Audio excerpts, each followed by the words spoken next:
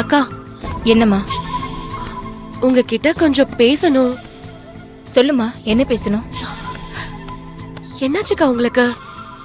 உங்ககிட்ட நான் நிறைய மாற்றத்தை பாக்குறேன். ஆமாக்கா, இது தனாக்கா கிடையாது.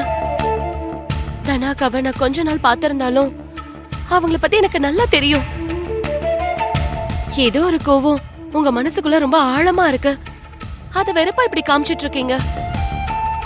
நான் உங்களை விட வயசுல சின்னவதான். ஆனா இத நான் உங்ககிட்ட சொல்லலாமா வேணாமான்னு எனக்கு தெரியல. தயவு செஞ்சு பழைய தனாக்காவா இருங்கக்கா. இது உங்க குணத்துக்கு நல்லா இல்ல. இல்லைன்னா சாப்பிடும்போது நீங்க தண்ணிய கொண்டு போய் டொம்முன்னு வச்சத நான் பார்த்தேன்.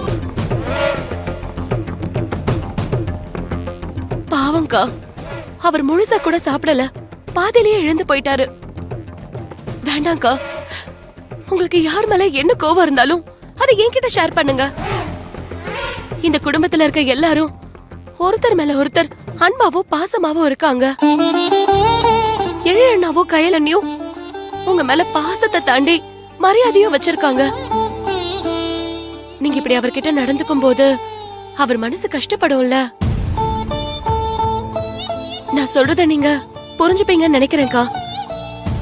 எந்த மனக்குழப்பத்துக்குள்ளயும் நீங்க சிக்கிக்காதீங்கக்கா. ஏதாவது அப்படி உங்களுக்கு மன கஷ்டமா இருந்துச்சுன்னா அத கையில கிட்ட சொல்லுங்க.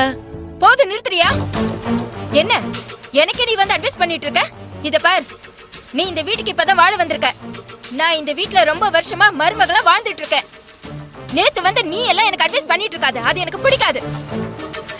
இல்லக்கா, நான் அட்வைஸ் எல்லாம் பண்ணல. நான் என்ன சொல்ல வரேன்னா, நீ எதுவும் சொல்ல வேண்டாமா? எனக்கு 1000 கோவம் இருக்கும், 1000 மனக்குழப்பம் இருக்கும், 1000 பிரச்சனை இருக்கும். அதெல்லாம் வந்து உன்கிட்ட சொல்லிட்டு இருக்க